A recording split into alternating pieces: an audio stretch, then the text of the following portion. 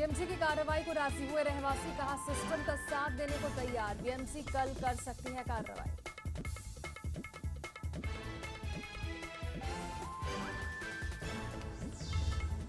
NCP के कांग्रेस में विलय के ऑफर को शरद पवार ने ठुकराया, बोले महाराष्ट्र की राजनीति में वापस नहीं लौटूंगा।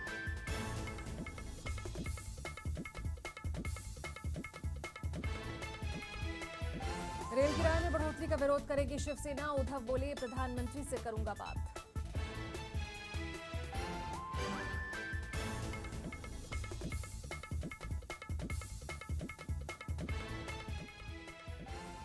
अमेरिका से वापस लौटी अभिनेत्री प्रीति जिंटा, नेस्वाडिया मामले में आज नहीं दर्ज होगा प्रीति का बयान।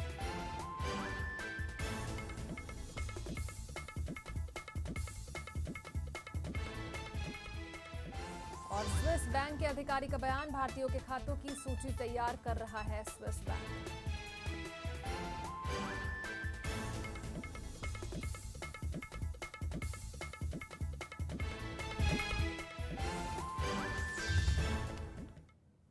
नमस्कार, लेमन न्यूज में आप सबका बहुत बहुत स्वागत है। मैं हूं सुष्मिता सिंह।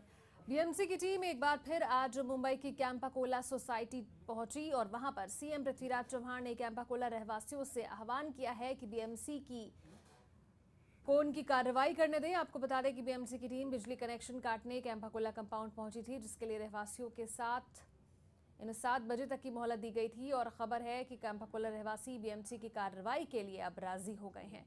जहां एक तरफ लंबे अरसे से रहवासी बीएमसी की कार्रवाई का विरोध कर रहे थे और अब रहवासियों का कहना है कि वे सिस्टम का साथ देने के लिए तैयार हैं, लिहाजा बीएमसी सोमवार को कार्रवाई कर सकती है, ऐसी आशंका जताई जा रही है।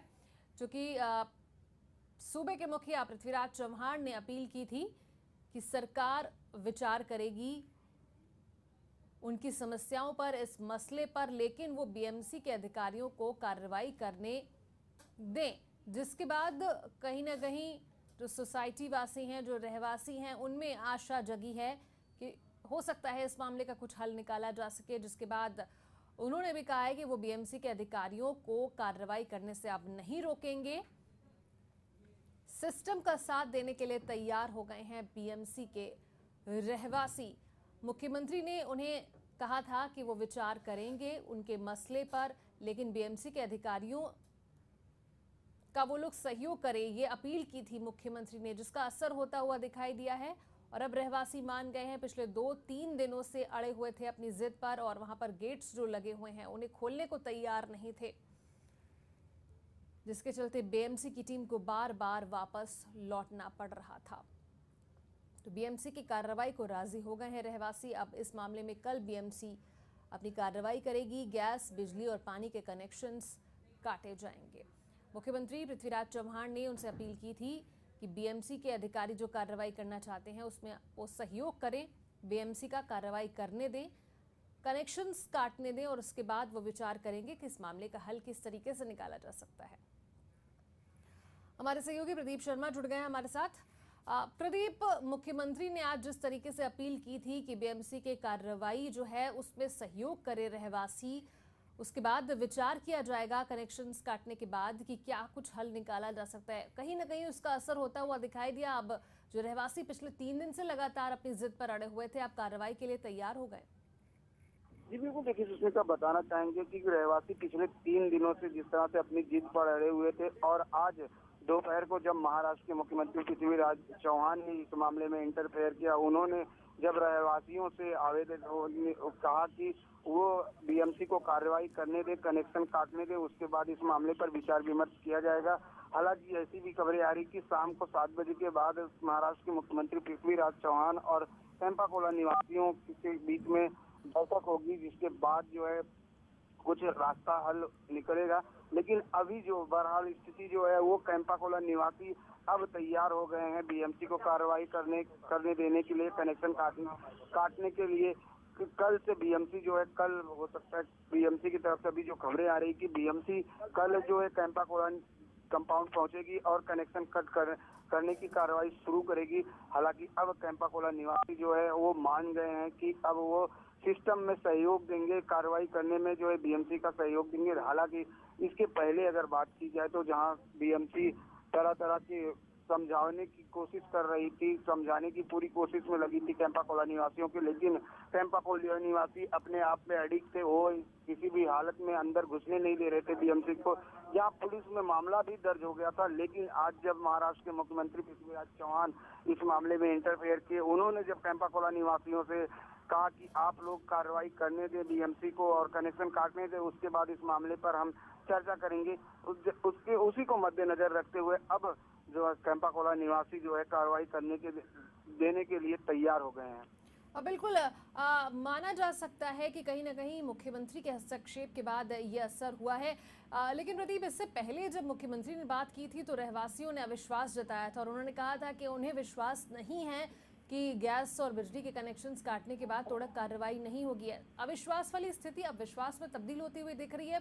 कहीं ना कहीं आशा कैसे जगी है अब रहवासियों के अंदर? जी बिल्कुल सुष्मिता, बताना चाहेंगे कि बालानंद गांवकर वहां पर पहुंचे थे। उन्होंने जाकर सीएम से मुलाकात की, जिसके बाद उन्होंने रहवासियों को आश्वासन दिया है कि इस पर कोई ना कोई रास्ता निकाला जाएगा, जिसको मद्देनजर रखते हुए शाम को आज जो है कैंपा कोला निवासी और सीएम के साथ मीटिंग हो सकती है। ऐसी भी खबरें आ रही कि शाम को जो है महाराष्ट्र के मुख्यमंत्री पृथ्वीराज चौहान और कैंपा कोला निवासी उनसे मुलाकात करेंगे, जिसमें चर्चाएं होंगी इस अवैध फ्लैटों को लेकर। जिसके बाद इन तमाम साक्ष्यों के बाद जो है निवासी तैयार हो गए हैं कि हम कार्रवाई में उनका सहयोग देंगे, क्योंकि महाराष्ट्र के जो मुख्यमंत्री हैं उन्होंने कैंपा कोला निवासियों को आश्वासन दिया है एक तरह से कि हम आप जो है बीएमसी को अपने काम करने दें, बीएमसी को अपनी कार्रवाई करने दें और उसके बाद जो है हम इस मामले पर कुछ चर्चा करेंगे।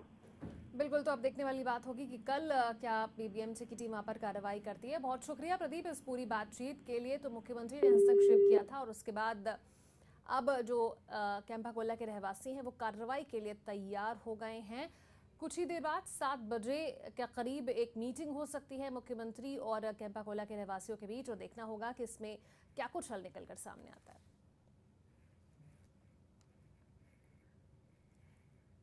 यहाँ रुकेंगे एक छोटे से ब्रेक के लिए। ब्रेक के बाद कुछ और खबरें।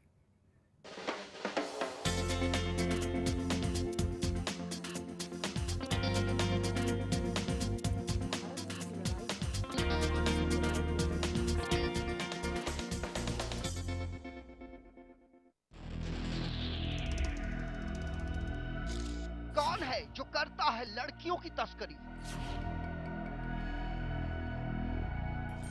विदेशों में कैसे करवाया जाता है देह व्यवसाय का गोरख धंधा? भारत से विदेशों में कैसे भेजी जाती हैं लड़कियां? इलेक्ट्रॉनिक मीडिया के इतिहास में पहली बार ऑपरेशन दुबई पार्ट 2 चलता रहा है सिर्फ लेमन न्यूज पर। जो परसेंटेज ऑफ वोटिंग है ये बम्पर माना जाता है। मरते किसान और सोती सरकार। नमस्कार, मैं प्रशांत आंग्रे और आप तमाम दर्शकों का स्वागत है लेमन प्राइम टाइम हर रात 9 बजे। Global advertisers scaling new heights in outdoor media. Underworld की नब्ज पहचानता हूं मैं, हर गैंग के राज जानता हूं मैं। कहां से चलती है कंपनी, कैसे किया मुंबई पुलिस ने कंपनी को खल्लास, कौन चला रहा है माफिया नेटवर्क, इन सब की खबरें देता हूं मैं। इन 22 सालों में गैंगवार मैंने देखे, गली के गुंडों को डॉन बनते मैंने देखा। लेमन न्यूज के क्राइम टीम रखेगी अपराध जगत पर पैनी नजर।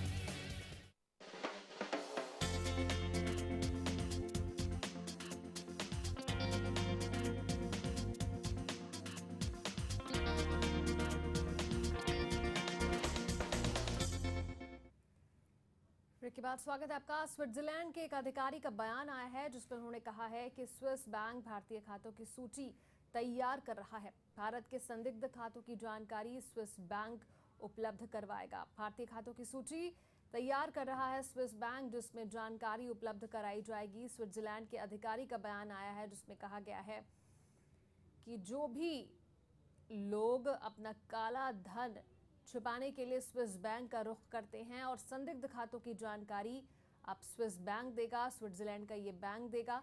स्विस बैंक में भारतीयों के 14,000 करोड़ रुपए जमा है, लेकिन अब कालाधन जमा करने वालों पर नकेल कसी जाएगी। भारतीय खातों की सूची तैयार कर रहा है स्विस बैंक। क्या वापस आएगा कालाधन? निश्चित तौर पर काले धन के खिलाफ जो भारत की लड़ाई है उसमें अब स्विस बैंक की ये पहल, इसे बड़ी उपलब्धि माना जाएगा। स्विस बैंक में जो भारतीय खातों की एक सूची तैयार की जा रही है और इसमें एक सूची भी जारी की गई है जिसमें 58वें स्थान पर रखा गया है भारत को। दुनिया भर में जो देश हैं जो स्विस बैंकों में अपने खाते खुलवाते हैं और वहां पर काला धन रखने के लिए उसे बड़ी मुफीद जगह समझते हैं, उनके लिए अब जरूर बुरी खबर है। मेरे वरिष्ठ सहयोगी बलजीत परमार हमारे साथ जुड़ गए हैं, हम उनसे बात करेंगे। बलजीत जी, स्विस बैंक अब जिस तरीके से भारतीय खातों की एक सूची तैयार कर रहा है, निश्चित तौर पर काला धन के खिलाफ जो भारत की एक मुहिम रही है, लड़ाई रही है, उसे उसके तहत इसे एक बड़ी उपलब्धि माना जाएगा। तो इंटरनेशनल बैंक हैं, खासतौर पे स्विट्जरलैंड के और बाकी जो ऑफशोर बैंकिंग जो सिस्टम होते हैं उनमें एक सीक्रेसी क्लॉज होती है। जो जिसका भी अकाउंट वहाँ पे है उसका जो बैंक के साथ एग्रीमेंट होता है और अकाउंट ओपनिंग के टाइम पे जो फॉर्मेलिटीज करते हैं उनमें एक क्लॉज होती है, लिखा होता है मेरी इंफॉर्मेशन किसी भी हालत में किसी को भी लीक आउट नहीं की जाएगी unless it is in act of terrorism और इस किस्म के जो सीरियस क्राइम होते हैं जी। तो मुझे नहीं लगता कि इस इनिशियल स्टेज पे हमें कोई इतनी ज्यादा खुश होने की जरूरत नहीं है। It will take a long time. अभी लिस्ट स्टेट बैंक ने लिस्ट प्रिपेयर करने की बात कही है जी। वो लिस्ट बनेगी, फिर उसको किन किन लोगों की है वो अपने बोर्ड ऑफ डायरेक्टर्स में जाएगी, उनके वो अप्रूव करेंगे, फिर वो हिंदुस्तान सरकार को दी जाएगी। उसमें शर्तें रखी जाएंगी जैसे पहले जर्मन गवर्नमेंट ने रखी थी कि हम लिस्ट तो आपको देते हैं लेकिन आप इसको डिस्क्लोज नहीं करोगे, पब्लिक नहीं करोगे। तो ये देखने की बात होगी आने वाले दिनों में किन शर्तों पे वो हमें ब्लैक मनी वाले लोगों की इंफॉर्मेशन देते हैं। हाँ, बिल्कुल ये देखने वाली बात होगी। और एक लिस्ट भी जारी की गई है स्विस बैंक के द्वारा जिसमें अगर पूरे विश्व की बात की जाए तो भारत 58वें पायदान पर आता है, 58th नंबर पर आता है कालाधन जमा करने वालों में, जो 2012 के मुकाबले 13 में 43% बढ़ गया है। बिल्कुल ये इसीलिए देखिए हिंदुस्तान के वो लोग जो पैसा बाहर लगाते हैं वो बिल्कुल सोच समझ के लगाते हैं। उनमें कोई इतना बेवकूफ नहीं होता जो पिछले 3 साल से ब्लैक मनी वापस लाओ, ब्लैक मनी वापस लाओ के नारे लगा रहे थे बाबा रामदेव जैसे लोग। तो जिन लोगों ने उसके बाद भी पैसा वहाँ पे रखा है, स्विस बैंक ने माना है कि 2012-2013 में 40% से ज्यादा इंक्रीज हुआ है इंडियन डिपॉजिट्स का। तो इसका मतलब है कि जिन लोगों ने रखा है बस सोच समझ के रखा है, तो उसमें डेफिनेटली सीक्रेसी क्लॉज होगी जो होती है नॉर्मली। हर स्विस बैंक में वो क्लास बहुत जरूरी होती है, इसलिए लोग वहाँ पे रखते हैं। और वहाँ पे कोई नाम तो होता नहीं है, कोड नंबर होता है। अब जब कंपनी का नाम होता है, इंडिविजुअल का नाम तो बहुत कम होता है। अगर लिस्ट आएगी भी तो सब उस पर लिखा होगा। अगर स्वराज पाल लिखा है तो उसका मतलब स्वराज पाल वो नहीं जो लंदन वाला है। ये स्वराज पाल कोई पंजाब के किसी डिस्ट्रिक्ट का होगा या महाराष्ट्र के किसी डिस्ट्रिक्ट का होगा। तो आप असली आदमी तक पहुँचना लिस्ट मिलने के बाद भी मुश्किल रहेगा।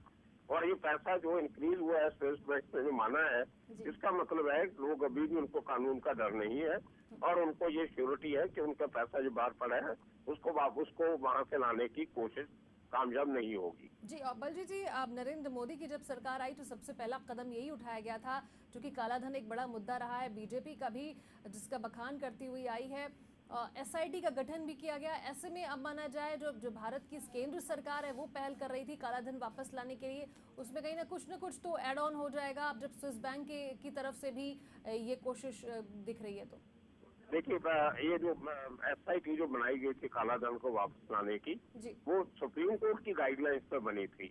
डॉक्टर शाह का नाम भी सुप्रीम कोर्ट ने सजेस्ट किया था।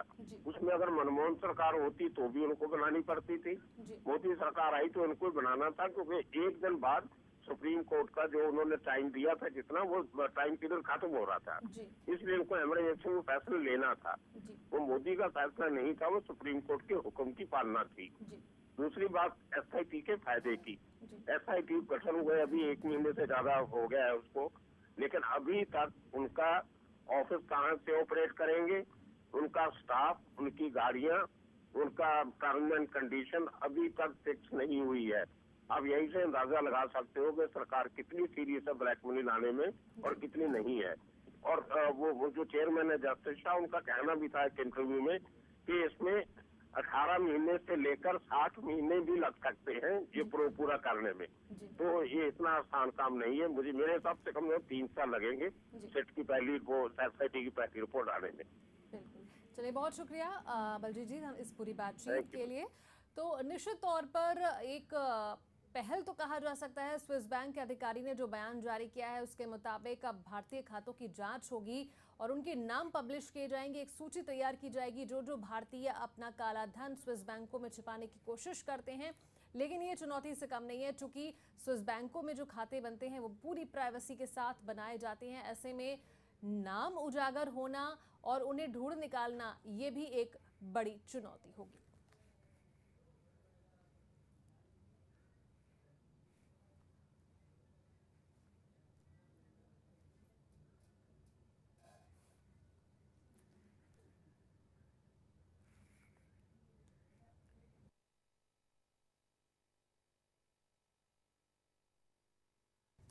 तो सवाल यही है कि क्या स्विस बैंक की इस कोशिश से, इस पहल से क्या वापस आएगा काला धन। एक सूची जारी की गई है, दुनिया भर में जितने भी देश हैं जो कि स्विस बैंक को एक मुफीद जगह समझते हैं अपना काला धन छुपाने के लिए, उन पर नकेल कसने की शुरुआत हुई है स्विस बैंक के द्वारा और भारत इस सूची में 58वें पायदान पर आ गया है। हालांकि स्विट्जरलैंड के बैंकों में पड़े 1600 अरब डॉलर की कुल वैश्विक संपत्ति में भारतीयों की अगर बात की जाए तो उसका हिस्सा महज 0.15% ही है, यानी कि प्रतिशत अगर दुनिया के लिहाज से देखा जाए तो बहुत थोड़ा है। लेकिन भारत की जो कोशिशें रही हैं लंबे समय से काले धन के खिलाफ, जो बीजेपी भी है लगातार बात कहती आ रही है, उसमें कितना फायदा हो सकेगा ये जरूर देखने वाली बात होगी।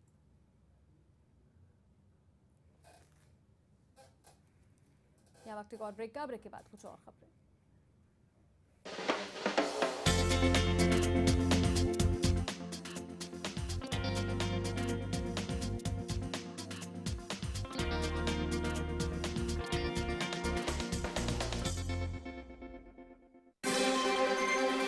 इसके बाद एक बार फिर आप सभी का स्वागत है मुद्दे की बात में। सवाल भारतीयता और अमेरिकी न्यायिक प्रक्रिया का नहीं है। आपस के डिफरेंसेस की वजह से एक व्यक्ति कांग्रेस के पास चला गया और एक उसके विरोध में चला गया।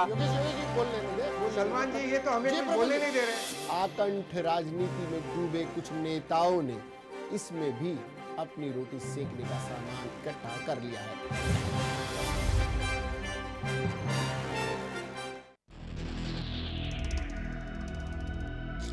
कौन है जो करता है लड़कियों की तस्करी?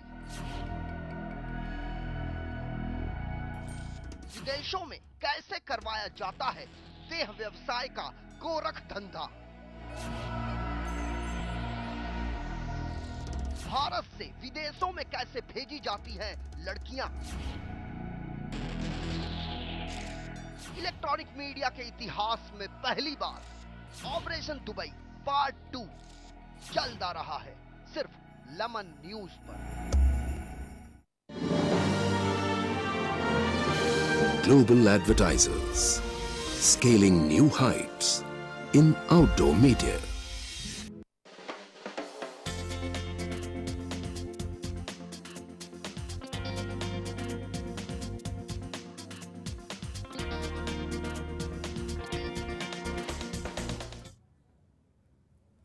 ब्रेक के बाद स्वागत है आपका। रेल किराए में वृद्धि को स्तब्धकारी करार देते हुए शिवसेना के अध्यक्ष उद्धव ठाकरे ने शनिवार को कहा कि वो प्रधानमंत्री नरेंद्र मोदी से मिलकर इस मुद्दे पर बात करेंगे और इसे वापस लेने की मांग करेंगे। साथ ही उन्होंने कहा कि शिवसेना के सांसद सरकार के इस फैसले का विरोध करेंगे। उनका कहना है कि लोगों की जेब में अब कुछ नहीं बचा है।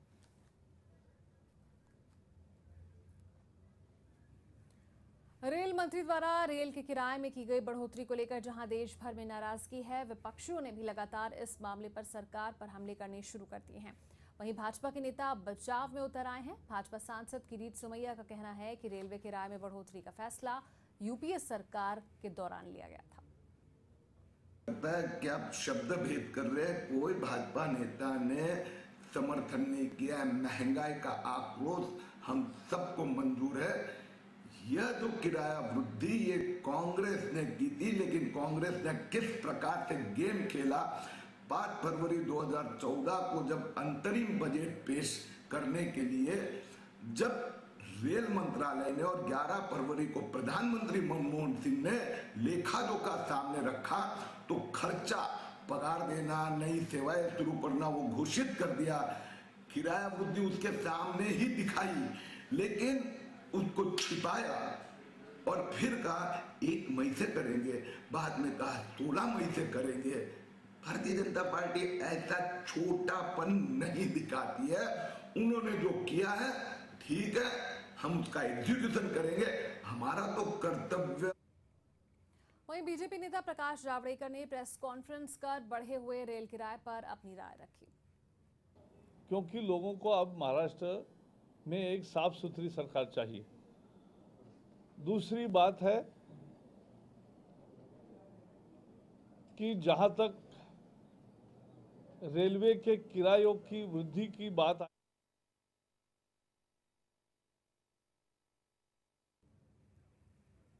अच्छे दिन लाने के वादे से सत्ता में आई मोदी सरकार ने देश की जनता को महंगाई का जबरदस्त झटका दिया है। सभी श्रेणी के यात्री किराए में 14.2% और माल भाड़े में 6.5% की बढ़ोतरी की गई है।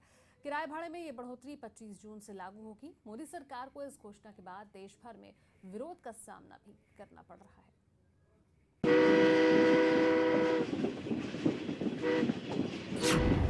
मोदी सरकार ने दिया जोर का झटका, धीरे से रेल किराए में बढ़ोतरी का किया ऐलान। सबसे ज्यादा खामियाजा भुगतेंगे मुंबईकर। महानगर की लोकल में प्रतिदिन 60 लाख यात्री करते हैं सफर। 25 जून से प्रभावी होगी रेलवे की नई दरें। भारतीय रेल आपकी सेवा में तत्पर। जी हां, ऐसा ही कुछ स्लोगन है भारतीय रेलवे का। लेकिन रेल किराए में अचानक वृद्धि कर केंद्र में बनी नई सरकार ने देश की जनता को जोर का झटका धीरे से दे दिया है। रेल किराए में हुई बढ़ोतरी का सबसे ज्यादा असर मुंबईकर्स पर पड़ेगा, क्योंकि महानगर की लोकल गाड़ियों से रोजाना तकरीबन 70 लाख यात्री सफर करते हैं। रेल किराए में की गई बढ़ोतरी का मुंबई पर कितना असर पड़ेगा, आइए डालते हैं एक नजर। चर्चगेट से अंधेरी तक के मासिक पास किराए की बात करें तो प्रथम श्रेणी में जहां पहले 580 रुपए किराया था, तो अब उसे बढ़ाकर 1310 रुपए कर दिया गया है, यानी 2 गुने से भी ज्यादा। वहीं द्वितीय श्रेणी के लिए चर्चगेट से अंधेरी तक का मासिक पास किराया पहले जहां 190 रुपए था, तो अब उसे बढ़ाकर 480 रुपए कर दिया गया है। चर्चगेट से विराट तक प्रथम श्रेणी के लिए जहां पहले मासिक किराया 1035 रुपए था, तो अब उसे भी बढ़ाकर 1960 रुपए कर दिया गया है। इसके साथ द्वितीय श्रेणी के लिए जहां पहले 280 रुपए किराया था, अब उसमें वृद्धि हो गई है और अब आपको 645 रुपए खर्च करने होंगे। मुंबई सीएसटी से ठाणे तक प्रथम श्रेणी के लिए मासिक किराया अब तक जहां 655 रुपए था, तो अब उसे बढ़ाकर 1310 रुपए कर दिया गया है। वहीं द्वितीय श्रेणी के लिए 190 रुपए से किराया बढ़ाकर 480 रुपए कर दिया गया है। इसी तरह मुंबई सीएसटी से कल्याण तक प्रथम श्रेणी के लिए मासिक पास के लिए लोगों को 965 रुपए की बजाय अब 1960 रुपए देने होंगे। द्वितीय श्रेणी के लिए मासिक रेलवे पास के लिए 280 की बजाय 645 खर्च करने होंगे, यानी 2.5 गुना से भी ज्यादा किराया देना पड़ेगा। मुंबई सीएसटी से वाशी तक प्रथम श्रेणी के लिए यात्रियों को अब तक 710 रुपए देने पड़ते थे, लेकिन अब 1320 रुपए खर्च करने होंगे। द्वितीय श्रेणी की बात करें तो उसमें मासिक किराया 240 से 640 रुपए कर दिया गया है। इसके अलावा मुंबई सीएसटी से पनवेल तक प्रथम श्रेणी के लिए जहां अब तक 1035 रुपए का खर्च आता था, तो अब उसे बढ़ाकर 1960 रुपए कर दिया गया है। वहीं द्वितीय श्रेणी के लिए शुल्क 335 रुपए से बढ़ाकर 720 रुपए हो गया है। ये तो बात रही रेलवे के मासिक किराया शुल्क की। अब बात करते हैं रेलवे का टिकट शुल्क की। चर्चगेट से अंधेरी तक प्रथम श्रेणी का किराया जहां अब तक 90 रुपए था, अब उसे बढ़ाकर 105 रुपए कर दिया गया है, जबकि द्वितीय श्रेणी के लिए कार टिकट किराए में कोई बढ़ोतरी नहीं की गई है। उसी तरह चर्चगेट से बोरीवली, चर्चगेट से विरार, सीएसटी से ठाणे, सीएसटी से कल्याण, सीएसटी से वाशी और सीएसटी से पनवेल, इन सब के प्रथम श्रेणी कार्ड टिकट किराए में भी बड़े पैमाने पर इजाफा किया गया है, जबकि इनके द्वितीय श्रेणी कार्ड टिकट किराए में कोई बदलाव नहीं किया गया है। अच्छे दिन आने का इंतजार कर रहे नागरिकों पर रेल किराए में इजाफा थोपकर मोदी सरकार ने जहां दूरगामी ट्रेनों का सफर महंगा कर दिया है, वहीं सीजन टिकट की दरों में बेतहाशा बढ़ोतरी का ऐलान कर कामकाजी तबके का मासिक बजट ही बिगाड़ दिया है।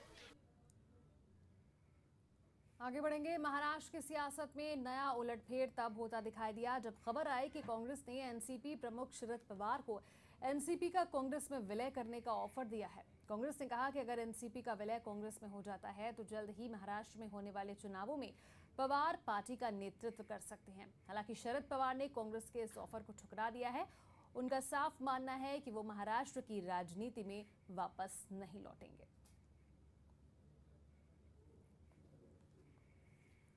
वहीं महाराष्ट्र में सीएम को लेकर चल रही राजनीति पर केंद्रीय सूचना और प्रसारण मंत्री प्रकाश जावड़ेकर ने निशाना साधा है। उनका कहना है कि कांग्रेस एनसीपी की सरकार सीएम बदले या ना बदले उससे कोई खास फर्क नहीं पड़ने वाला।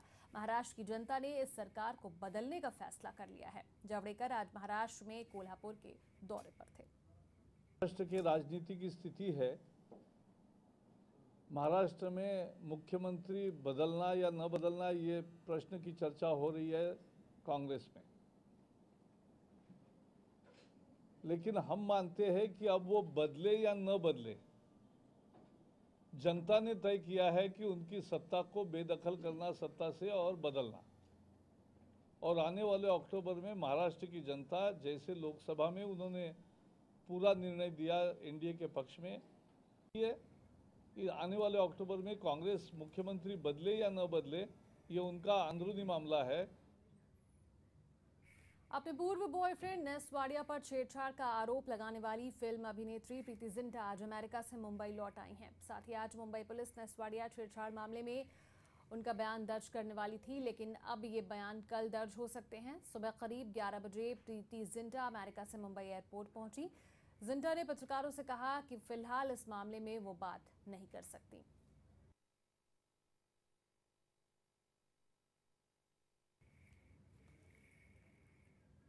मुंबई में आईपीएस अधिकारी ब्रजेश सिंह की बुक लॉन्चिंग के मौके पर बिग बी पहुंचे, जहां पर मुंबई पुलिस कमिश्नर राकेश मारिया और साथ में कई वरिष्ठ अधिकारी भी मौजूद थे। I feel very privileged to be here this evening at the launch of this book, Quantum Siege, written by another eminent police officer, Brajesh Singh ji. I was discussing this with my dear friend, Mr. Pasricha, also a dear friend and has lent a lot of service to the police force. And Mr. Mario too was mentioning how every time there's a book launch from the police force, one or the other member of my family is there to launch it. And this is indeed something unique, and I feel very proud. We always want to associate the police force with the law and order and dealing with the situation that deals with law and order in a city or in a state. But how wonderful to see officers writing books. Books have become almost... वहीं IPS अधिकारी ब्रजेश सिंह से बात की हमारे संवाददाता निर्मल त्रिवेदी ने। आज ब्रजेश जी हमारे साथ में है, जो पुलिस नौकरी से बिल्कुल कह सकते हैं कि इतने बिजी होने के बाद भी उन्होंने वक्त निकाला है अपनी बुक निकालने के लिए। जी हाँ ब्रजेश जी, आप बताइए कि जो बुक निकाली है आपने, उसमें क्या क्या मेंशन है जो आम लोग पढ़े और कुछ सीखे? देखिए, मेरी किताब है, इसका नाम है क्वांटम सीज। ये किताब पेंगुइन ने छापी है, पेंगुइन ऑफ ब्लू सॉल्ट पे। ये किताब एक बड़ा रियलिस्टिक टेक है टेरर पर। हम लोग पुलिस के बारे में जानते हैं, लेकिन पुलिस की जो इनर वर्किंग होती है वो शायद लोगों को पता नहीं। इस बारे में लोगों में कुतूहल भी होता है, जिज्ञासा भी होती है और मिसकंसेप्शंस भी होते हैं। ऐसा है कि ये चीज़ें हो सकती हैं, कभी भी हो सकती हैं। जी, जिस तरह से अमित जी आपके लॉन्च पे, बुक लॉन्च पे आए, किस तरह से आपका एक्सपीरियंस रहा अमित जी के साथ में? हालांकि सबके आइडल रहते हैं अमित जी, और आज इतने बड़े इवेंट में आपके साथ में थे, जो आपके लिए भी बहुत बड़ा होगा। किस तरह का सपना था जो आपका पूरा हुआ?